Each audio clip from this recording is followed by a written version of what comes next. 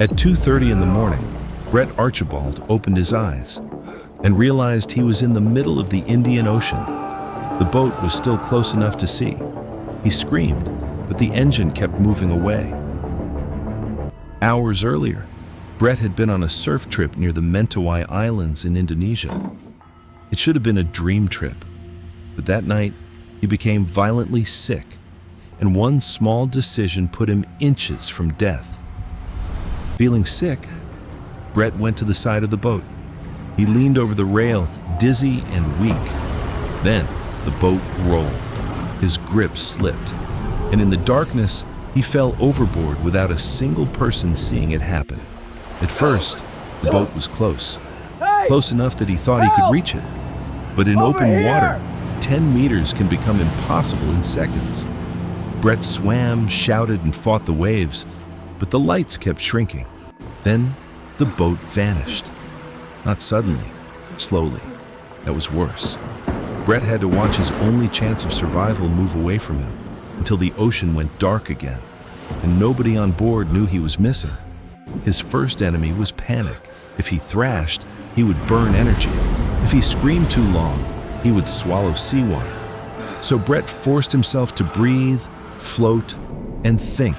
But staying calm was only the first problem. He had no life jacket, no raft, no floating cooler, nothing to hold on to. And because it was night, he couldn't even tell which direction was land. He was alive, but the ocean had taken away every easy choice. Minutes stretched into hours. His muscles started to cramp. Salt burned his eyes. Every wave tried to push water into his mouth.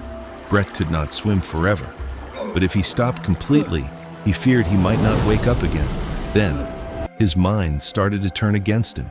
In the dark, he saw shapes that were not there. He heard things under the water. To stay awake, he talked to himself, repeated memories, and held on to one thought. Not yet. When the sun finally came up, it should have meant hope.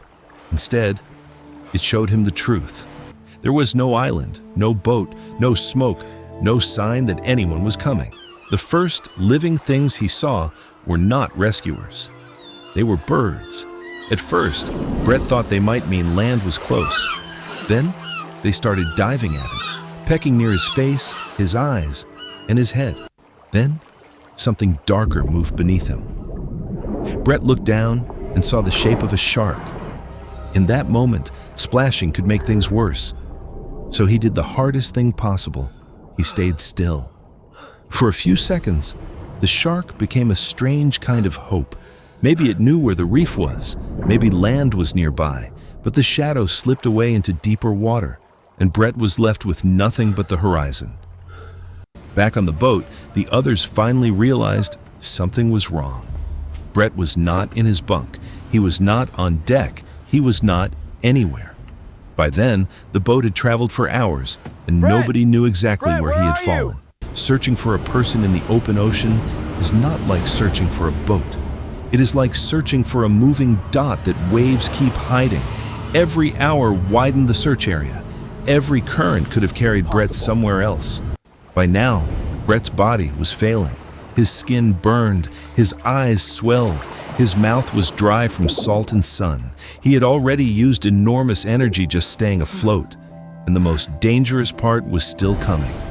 The moment his mind told him to give up, when his body wanted to stop, Brett thought about his family, his wife, his children, the life he had to return to. He could not control the ocean, but he could choose one more breath. Then, after endless hours, Brett saw something on the horizon. A boat. Or maybe just another trick of his exhausted mind. He raised his arm, tried to shout, and disappeared between waves again. This time, someone saw him. Turn the boat! A crew member spotted a tiny movement in the water. The boat turned. After more than 28 hours alone in the Indian Ocean, Brett Archibald was finally within reach. He survived because he did not panic, because he kept breathing, because he kept moving, and because he refused to let the ocean be the last thing his family ever heard about him. Follow for more true survival stories and the split-second choices that decide who makes it home.